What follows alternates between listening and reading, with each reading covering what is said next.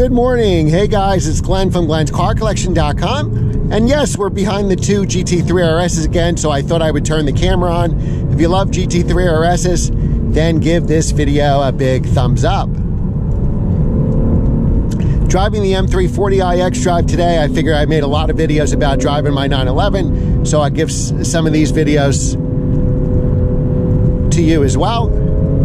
Keep in mind I have all-season tires on this car, and I think it would be so much better with summer tires. I'm actually driving in manual mode. As we see, manual 3.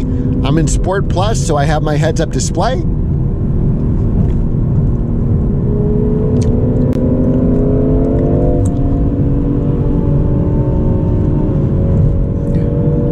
This car is a very, very capable car. Makes a fantastic daily driver. I'm going to upshift to 4th. You get a lot of crackles and pops when you're in the Sport Plus mode. And my camera is falling off. So we're going to downshift to 3rd. So it won't downshift as fast as a dual clutch transmission, that's for sure. This is a steep turn here.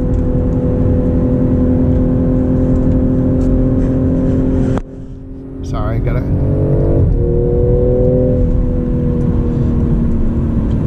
fix the camera. But even though it's an 8-speed torque converter automatic, it does a pretty good impression of trying to be like a dual clutch, and it's 1,000 times better. Sorry guys, it's 1,000 times better in traffic. Now we'll downshift to 3rd here to hold the gear.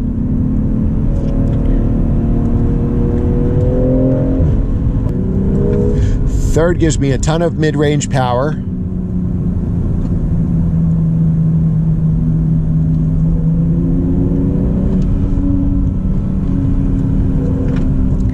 That's my biggest pet peeve if you have a car with paddles, that you should use the paddles. I understand on a daily commute, but I don't like when I see people driving a Huracan or a Ferrari and they're just leaving an auto mode, or even a 911 or a GT3, the new ones that PDK only, when somebody's not using the paddles for spirited drive. That's just my pet peeve. Now, I know most people are going to disagree with me. Let me know what you think in the comments.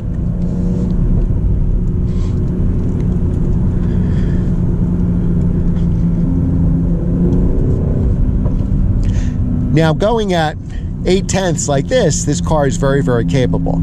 If you were going 10/10 or doing a track day, I think I would get the new M3, or if you don't like those grills, then definitely you can get an F80 M3, get it in manual, rear drive. I think that's going to be a cool car.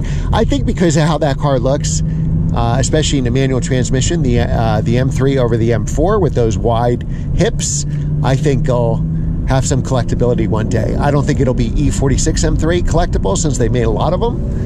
But I think if you got a competition stick shift M3 F80, I think, and you kept it a very long time, I think it'll hold its value pretty well. I think it'll go down because as people get into the new M3, because you can still get it in stick, and I think an LCI update would probably soften or make those grills smaller. But so I think the F80 M3 still has some depreciation to go. But if you're like, hey, I love this car, I'm going to keep it for 10 years, I think it'll go down and then start coming up in value at some point. I don't know, I like driving. It's therapeutic for me, for sure. But I am tired getting up at 4:30 in the morning. Yeah, these roads are kind of wet, so good thing I took this car today. All right, guys, we come to the end of the road, so remember to like, share, and subscribe. And I will see you next time. If you love GT3 RSs, give this video a thumbs up. Remember to comment below if you could hear those exhaust sounds on that car. And let me know what you think of the M340i. Should I put summer tires on it? Should I have gotten the rear drive version? Let me know. I'll respond to all your comments. Thanks again for watching, and I will see you next time.